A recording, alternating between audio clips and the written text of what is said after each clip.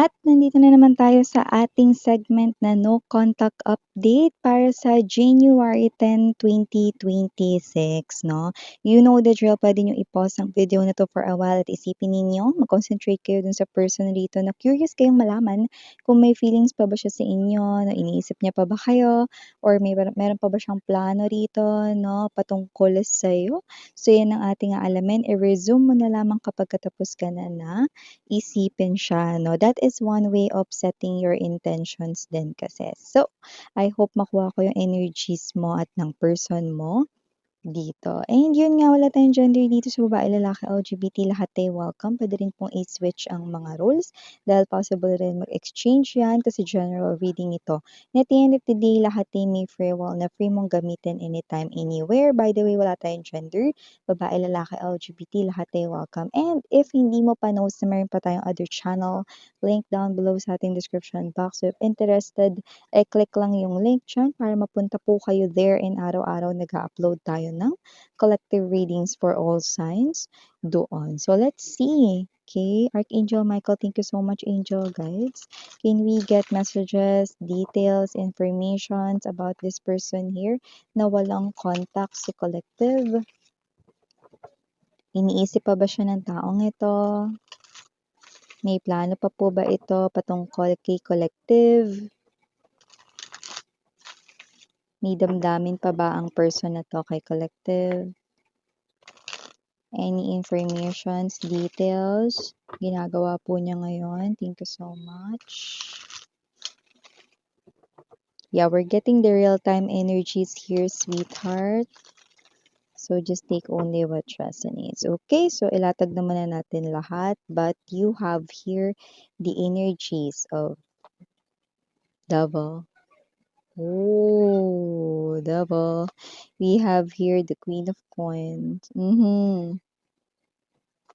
This person is viewing you as the Queen of Coins. Hierophant right in here. Okay, we have here the Nine of Cups. Oh, I'm hearing that song. If what we had was real, how could you be fine? You know, because I'm not fine at all. Yeah, I'm not fine at all.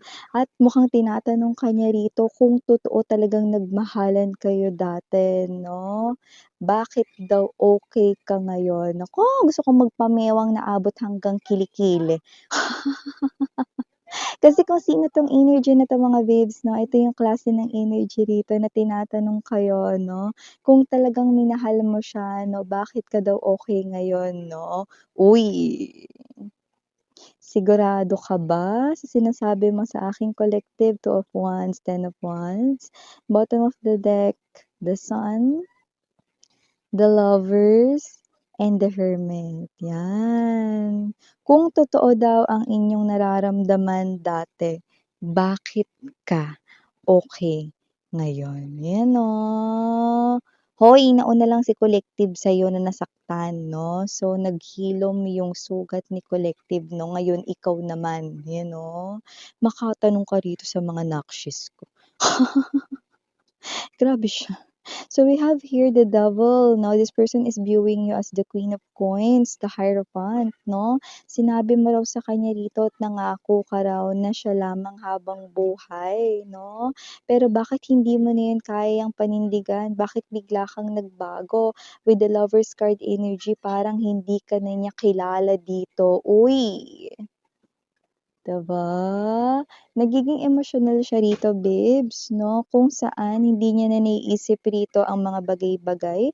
Kung ano yung unang lumalabas dito sa kanyang bibig, ay yun din talaga, no? Ang bugso or silakbo ng kanyang damdamin, no? Pero kahit ganito siya makasumbat sa'yo, o how sa pag-ibig mo itong tao na ito, no? At gusto ka pa rin niyang makasama muli dito, no?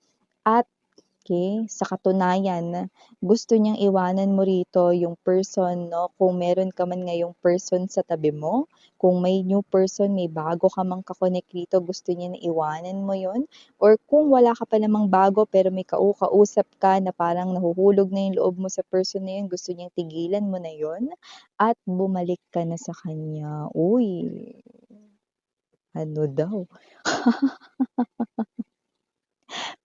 Umuwi ka na baby, yan umuwi ka na baby. 10 of Wands energy, this person right in here, no? Gusto niya nang makabalik sa dating kayo. Yun ang kanyang one and only wish. With the Nine of Cups energy na hiniling niya, no, hindi lang kay Santa Claus nitong nakaraang Pasko, kundi araw-araw, gabi-gabi niyang pinagdarasal. So nakita natin dito na kung sino man tong energy ni ito, this person here, galit man siya ngayon, no, na parang hindi mo na daw kayang panindigan. Uy! Ang yuritong pangako na panghabang buhay sa kanya. Sino ba yung unang nanira sa pangako, 'di ba? Kasi nakita ko dito una kayong nasaktan. Okay? Una kayo rito no na binitbit yung ganitong klase no ng pain sa inyong heart, no? At parang ito rin yung pinasan ninyo ng kay tagal no. Ngayon na nakapaghilom kayo, nag-heal kayo rito no. Ngayon na siya naman yung nakaka-experience niyan no, makatanong naman siya ng ganito na parang hindi niya talaga alam na pinagdaanan mo, lahat ng pain na yan, bago niya yan naranasan, no? Or bago niya yan naramdaman, 'di ba? Ibang klase rin talaga itong person mo na ito. Pero kasi kaya siya ganyan, this person here is operating kasi from the place of what? Okay? Place of naiwanan, yun no? So, nakikita natin dito mga babes, no, na kung sino rin tong energy na ito yung klase ng energy na, alam mo yon with the lovers, okay? Kung may kailangan man ditong piliin, no? Kasi yung iba meron dito with the devil, possible na may third party. Pero kung kailangan mamili, hindi na daw siya magdadalawang isip. Okay? Ikaw daw ang kanyang pipiliin, no? Straight up. Kaya kung sino rin tong energy na ito, mga babes, no? I do pick up, no? That with the sun, malinaw na talaga. Iba may anak kayo nito, no? O yung iba, doesn't have to be na may anak kayo nito. Pwedeng ito yung gusto magkaroon, yeah, I just heard wonderful, no? Gusto magkaroon ng wonderful fam or family with you.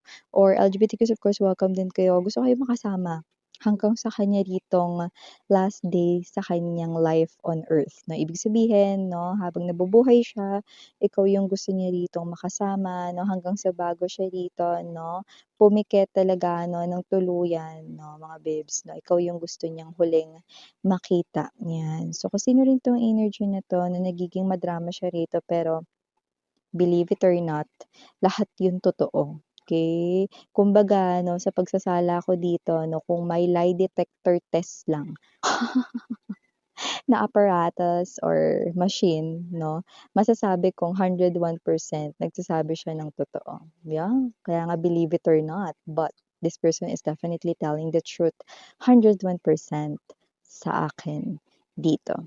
This person here could had done something na alam niyang hindi na pwedeng bawian or hindi na pwedeng mabago.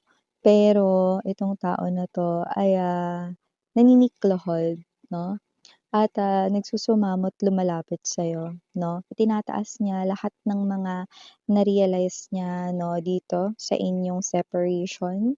Kaya kung sino man 'tong person na 'to na hindi siya okey 'no. So nakikita natin dito 'no, na parang ito siya, nagagalit siya rito 'no, kasi ang naaalala niya rito 'no, yung mga sinabi mo 'no. Eh, hindi sa hindi niya rito nare-realize 'no, na siya yung nagkamali kung ba't nagkagulo kayo or anong nangyari rito, ba't gumuho yung connection ninyo 'no. Kundi itong tao na 'to 'no, nagkakaroon siya rito 'no, ng parang alam mo yun, dahil bugso ito ng damdamin 'no, parang hindi niya na rito naiisip 'no, kung tama pa ba yung mga binabanggit niya, okey? Pero yun yung talagang gusto niya ritong sabihin at ipaalam sa'yo, okey? Kasi gusto ko niyang magbalik sa buhay niya. Hierophant ay ang major arcana 'no, sending me this type of message 'no, na sinabi mo sa kanya na siya lamang, wala ng iba. Na ikaw namamahalin 'no, and kung ikaw man ay may kapiling na ngayong iba or meron ka ng bago sa buhay mo 'no, nagkakaganito siya kasi nga, eh, meron ng pumalit sa buhay niya, sa buhay mo 'no, na puwesto niya dati. Yun, kaya siya dito parang nagkakaganyan 'no, na nagsasalita siya ng mga ganyang bagay 'no, dahil nasasaktan siya. Mm. Pero mali siya doon sa parte na, hindi totoo yung naramdaman niyo para sa kanya. Totoo lahat yun 'no, pero ingot siya. May ginawa kasi siya ditong pagta-traitor, kabalastugan niya, betrayal 'no, sa inyo dati 'no, na nahihirapan rin talaga kayong makalampas doon 'no. Kaya wala siyang karapatang sabihin na siya lang yung nasasaktan ngayon at wala siyang karapatan sabihin at tanungin, questionin 'no, kung tunay ba yung pag-ibig mo sa kanya dati kasi wala yung kasing tunay 'no, mas tunay pa yun sa ginto, 'yan 'no. Kahit kagatin niya yun baka matanggal pa ipin niya. So, hindi naman kailangang i-testing dahil na-prove mo na yun rito, sweetheart. But this person here is longing for you, no? Galit man siya at may silakbo man ng damdamin dito. Siya man dito, no, ay para rito na energy, no, ng maalon, no, yung kanya rito, no, na damdamin. Pero isa lang yung bagay na malinaw na nakikita ko. Okay? Ikaw at ikaw pa rin, 'yan. So 'yan 'no, konta kayo 'no, hindi rin siya rito nagpaparamdam, okey? Pero hindi ibig sabihin nun na wala na siyang ginagawa, okey? Nakikibalita po ito. So kaya nga nakarating sa kanya yun 'no, na puwedeng meron ka ng iba or ikaw ito 'no, na parang nakita niyang okey na, okey? So kung sino man 'tong energy na 'to, nakikita ko dito 'no, na ini-spy rin kayo nito na para siya ritong CCTV. Doesn't have to be that this person here is stalking you. Not literally, but sa social media possible 'yan, okay? I do see that this person right in here is trying to find a way to your heart, okay? Pero yun nga 'no, parang nagkakaroon siya rito ng problema. Kasi parang nahihirapan niya ng baragin dito yung ginawa mong wall sa sarili mo 'no, para sa taong ito. Hmm. Well, hindi niya naman kayo masisisi kasi nagawan niya nga kayo rito ng hindi maganda, but this person's only one wish is to be with you again, okey? Kung meron ka dawng gusto kahit na mahirap pa yun or imposible pa yung gawin, gagawin niya raw dito basta bumalik ka lang ulit sa kanya. Uy! Sabihin mo nga dito na ano, kunin niya nga yung stars o kaya ano, kunin niya yung moon, 'yan 'no. Well, I do pick up na kung sino man 'tong energy na 'to, na ibig niyang sabihin dun sa imposible, kunwari ganito, kung gusto mo, example lang, pero hindi mo naman as in talaga gusto, bibigyan ko lang kayo ng example ng puwedeng imposible pero posible para sa kanya. Kung gusto mong talikuran niya yung family niya rito 'no, para sa'yo gagawin niya yun, 'yan. Kung gusto mo yun, parang gano'n, in-example ko lang, okey? Or kung gusto mo 'no, nakalimutan niya na yung mga kaibigan niya kahit na mga high school friends or college friends niya pa mga yun, gagawin niya para sa'yo, okey? Basta bumalik ka lang dito, 'yan. Okay. So, for the initials right in here, yes, we do have unang-una na capital letter P. We also have here J. Oh, PJ, no? Baka maaaring PJ. Ang kanya ritong nickname or what, initials, just take only what resonates. We also have capital letter L, S, I, T, N, A, U, Y, and last but not least, we've got the letter C. So yeah, again, name your Yana on me for the girls and Yana do now for the boys. Sarangaya, love and light. Yeah, please do check out other channel mga bibs na if interested na para sa more collective readings. Okay? Hey, love and light. And yeah.